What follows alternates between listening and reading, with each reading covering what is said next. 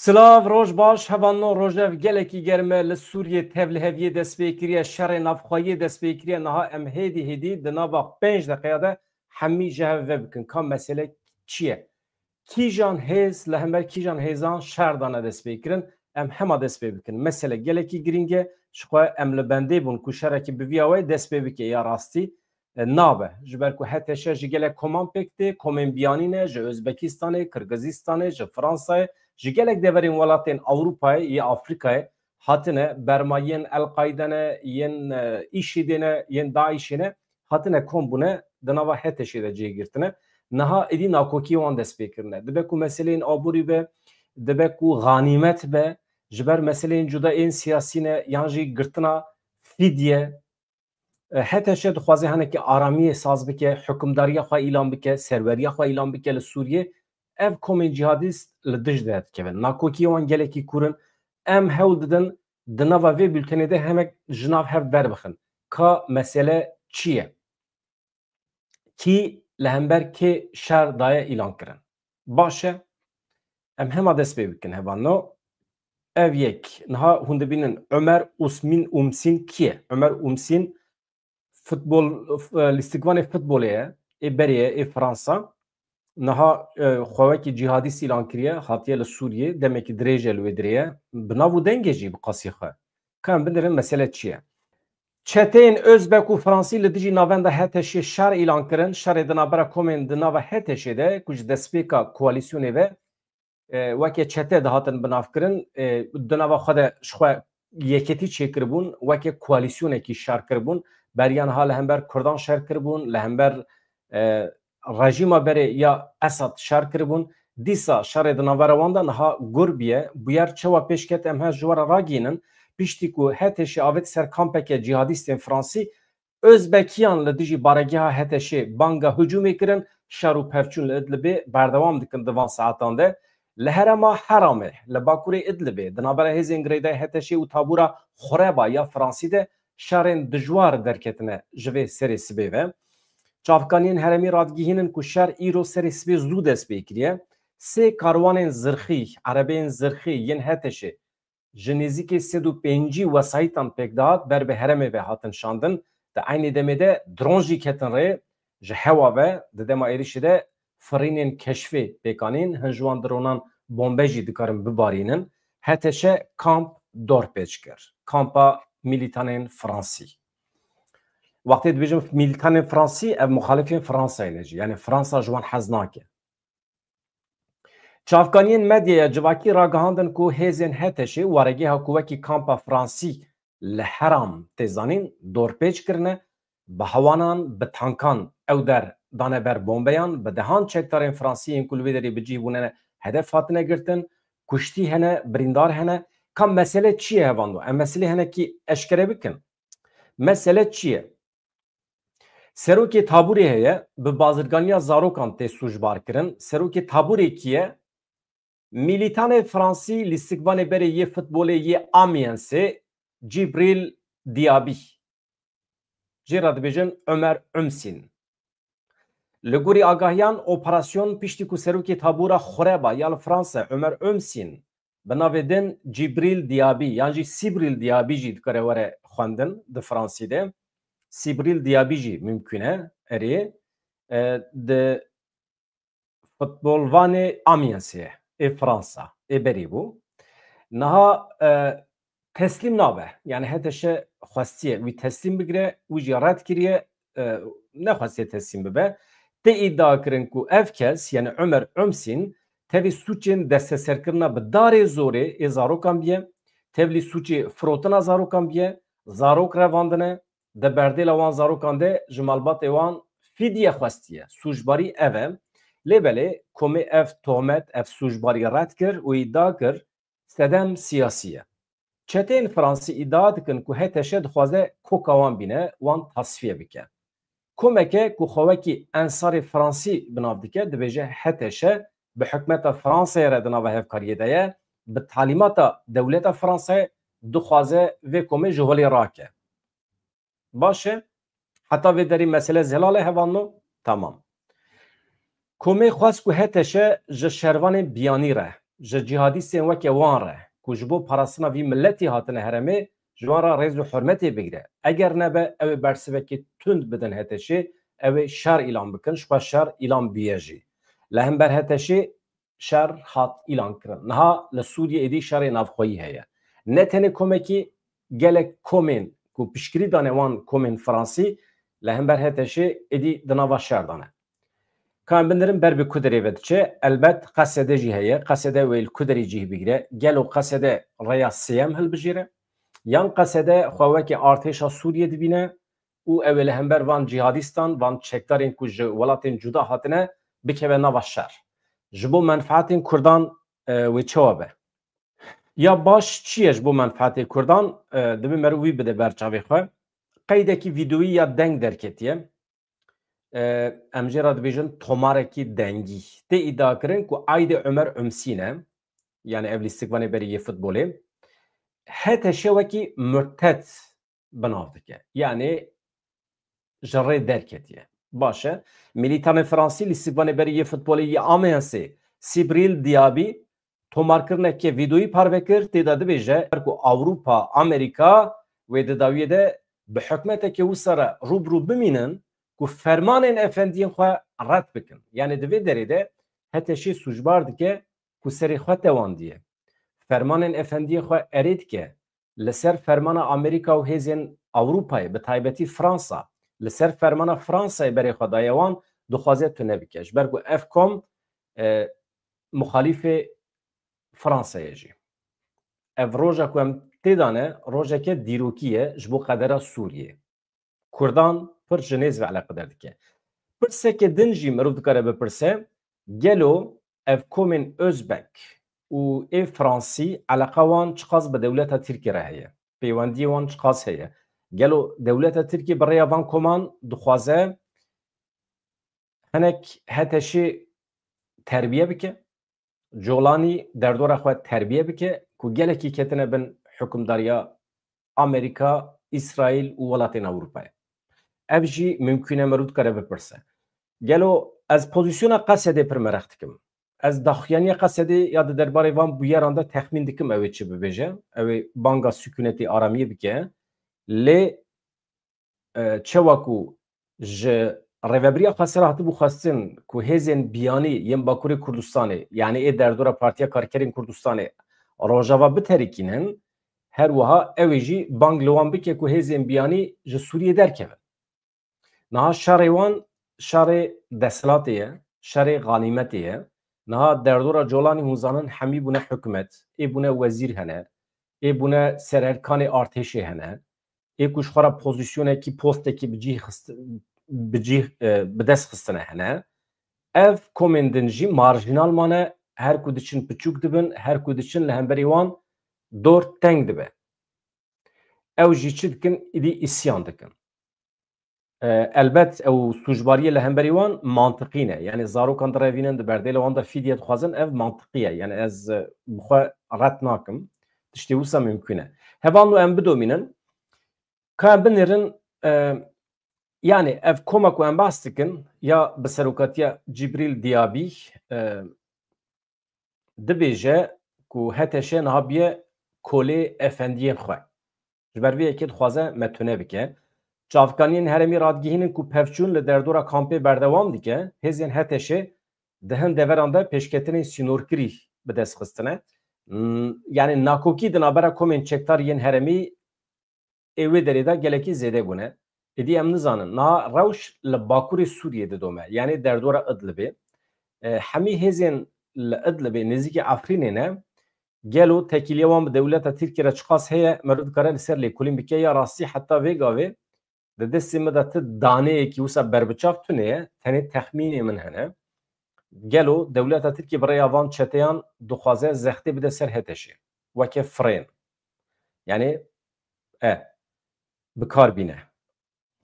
Digel ku hin kom hebûna çekdarên biyanî weke barekî ewlehiyê, barekî mirovî ji bo heremê dibînin, yani weke astengiyekî ji bo heremê dibînin, yên din dibêjin ku operasyon dikarin bibin destpêka pêvajoyekî nû.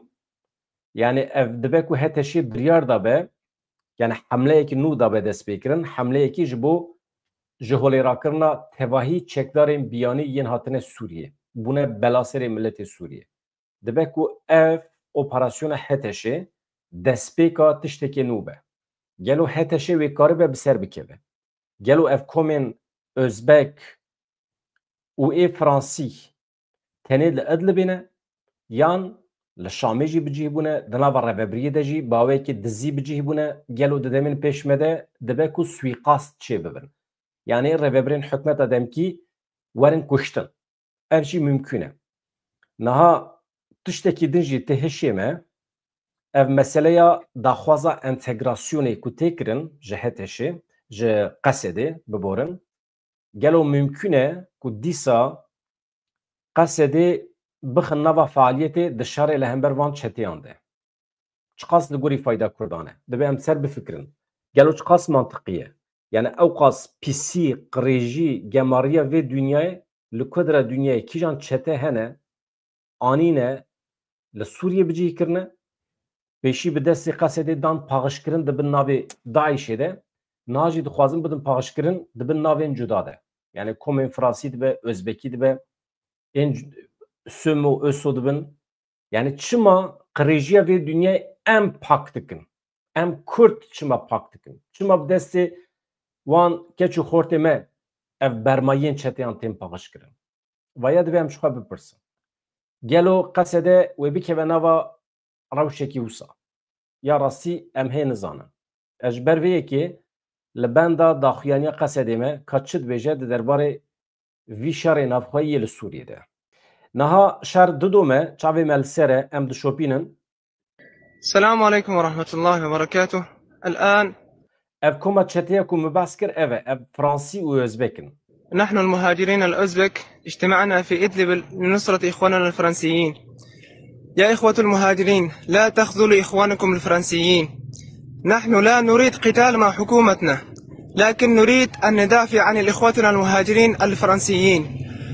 الحكومة تريد أن تسلم المهاجرين لحكومة الفرنسيين، لكن نحن ندافع إخواننا بدماءنا.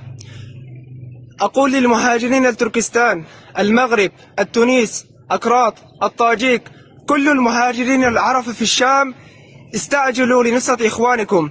اليوم هجوم إلى المهاجرين الفرنسيين، بكرة يجي لنا ولكم.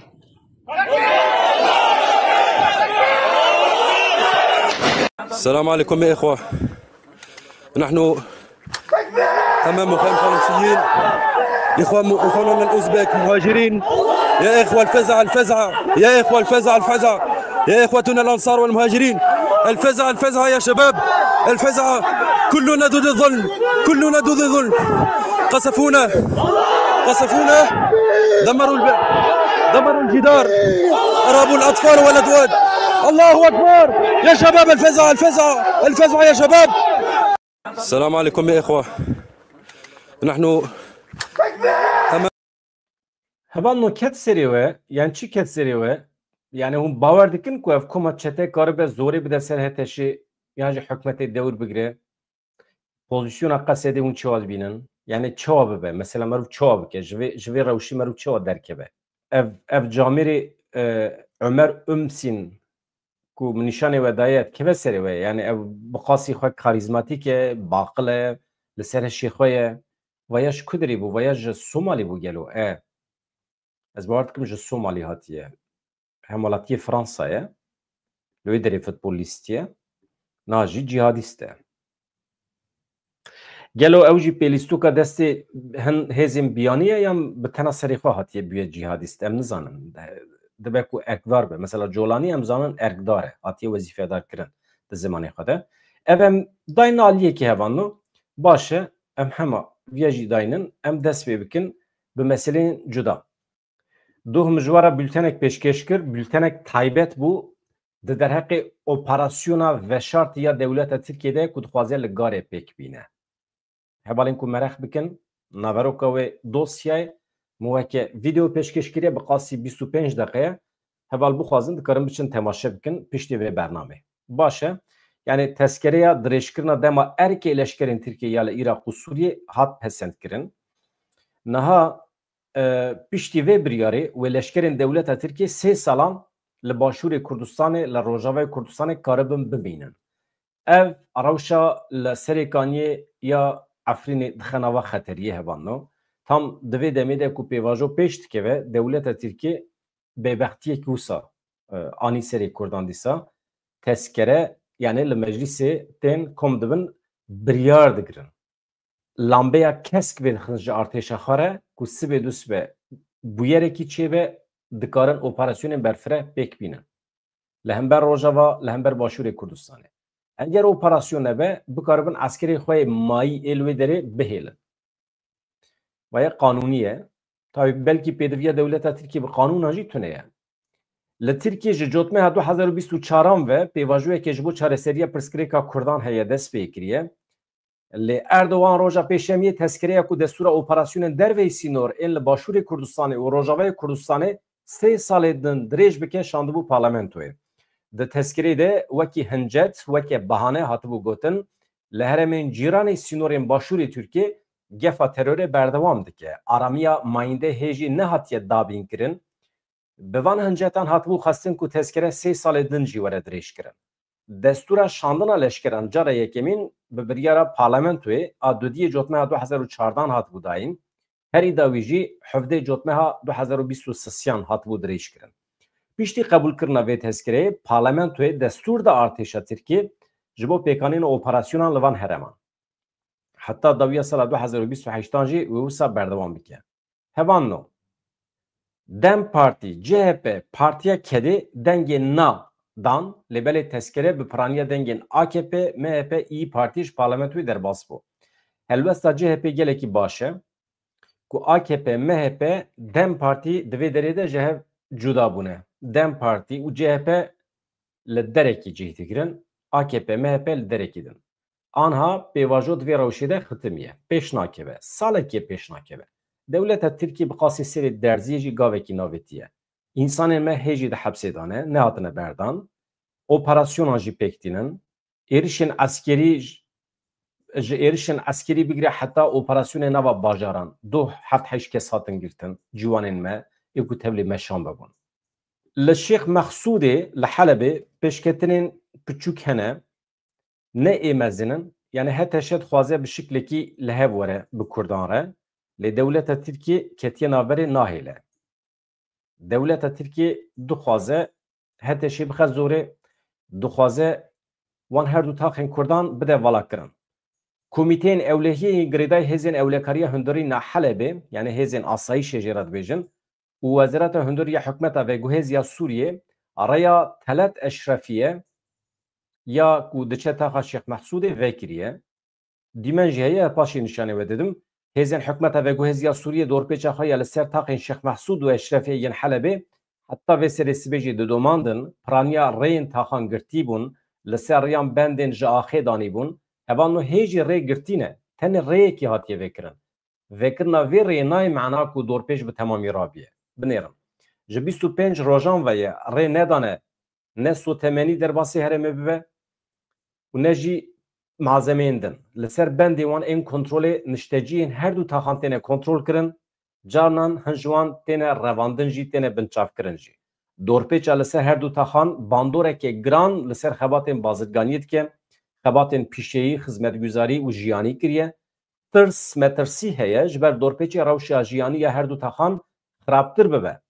Kî da axife Rostem Alî ji rêveberên herêmê ê pîşeyî li ser du taxan dibêje zêdetirê 1000 kargeh atölye hene li her du taxan. Derdora 15,000 kes tê de dixebitin. Bi hatina hikûmeta veguhêz ya li Şêx Mexsûd û Eşrefiye tiştekî nehatiye guhertin.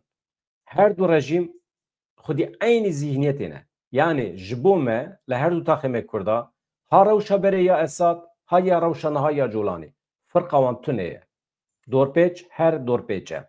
Demsala zivistanê nêzik biye rê nadin ku ne mazot were ne berhemên din yên sotemenî yên şewatê were derbas kirin. Halbikî dibêjin hevan no. Çi dibêjin di xala sêzdan ya peymana yekê Nîsanê de hatiye gotin mafê her du taxan heye cihê xwe di meclîsa parêzgeha Helebê de bigirin د عین دمده جیوان د اوده بازرگانی او چاکسازی حلب ده جی هيا رستم علی دومینه تبجه اگر وها بردوام به اگر نه هلن مازو در باس به همو کارمه ای سرکه را دوسته جنها و رژیا برهمداری وانج سدی سی کتیه نکارن خدمتی بکن نکارن اداره خود دبارا خود بکن رستم علی دبیجه نبونا مازوت باندور لابوری هر دو تاخان دکه جیانا خلکی خراب بریواد به منها ساعتين خبات خويا روجانه جد 10 ساعات دا خستي 6 ساعات ام مجبورن الکتریک تونه كهرباء تونه ده پیدا کرنا موچین کارمندان دا جی ام زحمتی دکشینه حکمتا وگوهز یا سوریه جوی روش آلوز بر پرسیاره دوی ده زوترین دمیده داویل دور پیچی وره دا کو جیان و روش آبوری یا وحن هر دو تخان جاره کدین زندی ببه ام کیجان انجام جین در بخن هوانو نیتا دولت ترکیه بنیرن دخوازه وان هر دو تخان والا بکه halbuki nüfusa van her dutahan ji nüfusa tamamı Türkiye'nin Kıbrıs'ı zedetire. Devleta Türkiye ji bu Kıbrıs'ı, Bakurê Kıbrıs'ı devletekî serbuxet xwaze. 300,000 insanên Türkiye hene ya tunene. Lê ji bo her du taxên Helebê valakirinê dixwaze. Guherîna demografîk dixwaze. Bifikirin. Yan jî dixwaze wan bixe bin nîrê heteşê. Devleta Türkiye دجمنی کردانه نوت بکن جاره که ده نوت بکن هوان نو 85 تن توه گنم لحظه که هاتیه بلاف کرن یعنی تخم گنم که هم پاییزا مروف داجو هم جی بهارا مروف داجو دو جوره تخم هنه که مروف کره باجو جه مثل حده هم دو بیجن تخم و دو بیجن توه سازیه گشتی یازیده کرنا توه جه دسپیکا وی مهیوه لحظه که و نافچین وی دست به بلاف کرنا توه کرنه توه گنم سازی حتی نهازه دتره 85 تن توه آمده کری لجود کرن بلاف کریه تکیلدار مجاره لقمان حسن داخفه دبیجه جودکار سری لناوندین شیورمندریه چاندنیه دیدن جویدری پیوسیه وانیا گنم توه دست نشان کرن باشه یعنی پیدویان چقاس به چقاس هیه باشه جودکار بری خوددن سازیان مه پری خوددن جویدری جی دچن دپو همه یا لطاقه خویران جویدری توه خودگیرن و دچن داویجن زوی خوداجون جه هر دونمه که ارتره 20 کیلو توه لازمه تونه توه yani toneki tikeç kas fiyata çiye $305 د سازیا زدکرنا توف ده حج جورین توه گنم این حشک و تر هنه هوانو لسر توربه کردی نویسیه چقاس خوشه من خیال دکر روژکی ولات کیمه آزاد هوه مروفیه ببینه سازیا پیشخستن پرکرنا تووان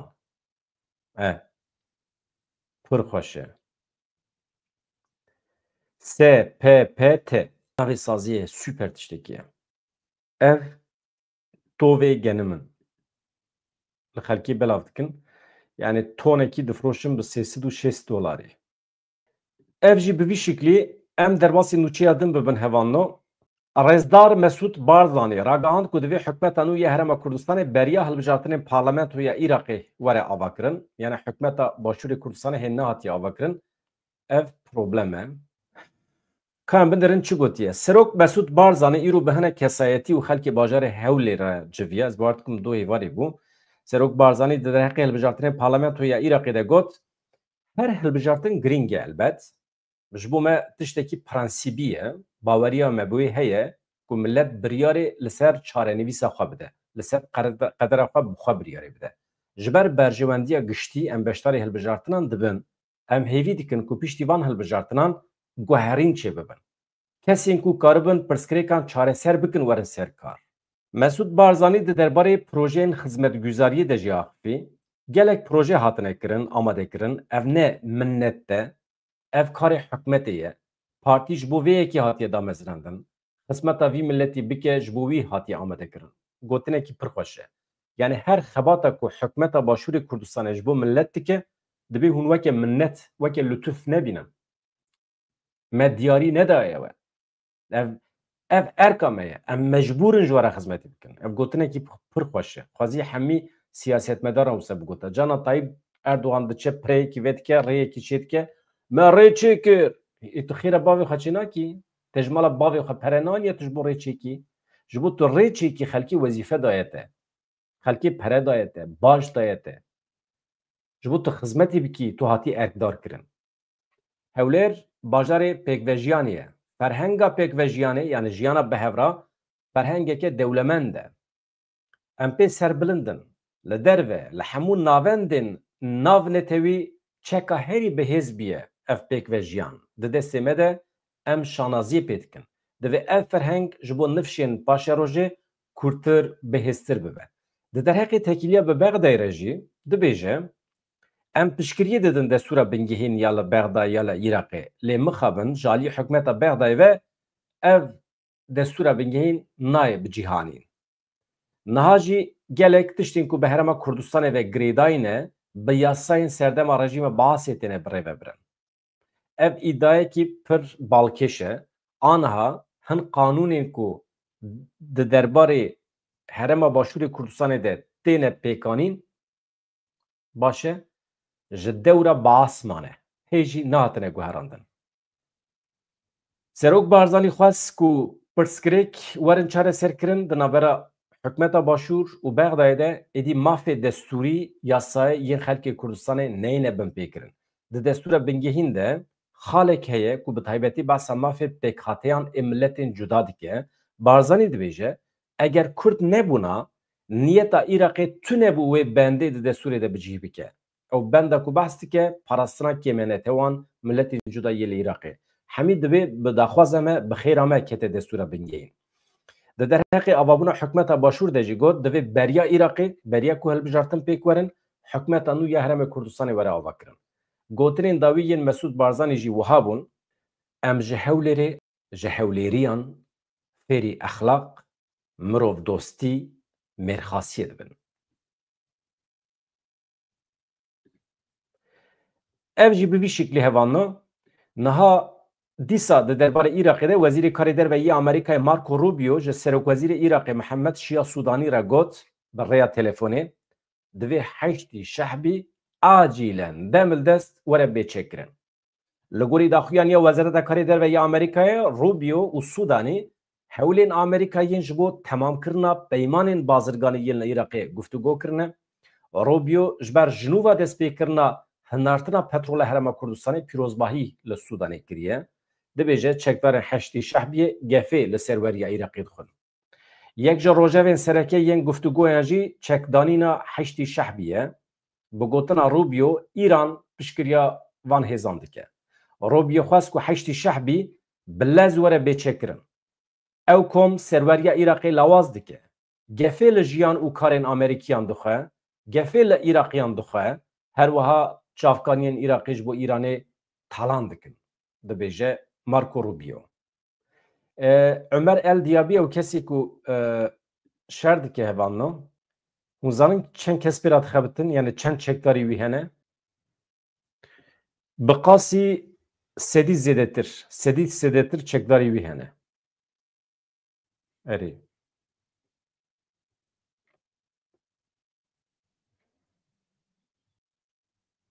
Hevanno hinek goh bidin Mustafa Koyun jî ji kerema xwe re. Ka li ser ekranê çi nivîsiye Mustafa Koyun? Mala te ava. Ya ew li Bakurê Kurdistanê avêtin ser mala taziye hêzên dewleta Tirkiye ev jî bêrûmetiyekî pir mezin e, bêexlaqiyekî pir mezin e ji aliyê dewleta Tirkiye ve têkirin. Askerê ku hatine avêtine ser mala taziye dibêjin emir ji jor ve hatiye em mecbûrin vêya bikin. Yani binêrin bêexlaqiya dewleta Tirkiye. Vê derê em tüm dibêjin cana hevalê me dibêjin ya çima divê pêvajoyê de rêveberên dewleta Tirkiye re dibêjî bêexlaq. Ez nabêjim bêexlaq. Hereketê wan ji min re bêjin çi ye? Hereketê wan bêexlaqî ye, etîk tune ye. Yani li derekî şehîdekî wan çi biye, zarokekî wan, ewladekî wan jiyana xwe ji dest daye di şerê li hember dewleta Tirkiyeyê de yan jî derekî li serê Çiyayê Kurdistanê hem lê dixin ewladên Kurdan dikujin û nahê li merûşba tazî bike. Ji ber vê serweriya me di destê me da be mühîm e. Ji ber vê yekê hebûna dewleta Tirkiye li Bakurê Kurdistanê red dikim. Hebûna dewleta Tirkiye li Bakurê Kurdistanê zulm e, tecavûz e li milletê Kurd. Siyasetmedarê wan jî bila neyên Bakurê Kurdistanê propagandayê nekin. İşê me bi wan tune ye. Em milletekî qedemê rojhata navînin نه براتیا me heye bora, ne dostaniya me heye bora, ne lehengên me aynî lehengin, ne dijminê me aynî dijmin. Tu tiştekî me nav hev de tune. Lehengê me ji bo wan terorîst e, lehengê wan ji bo me terorîst e.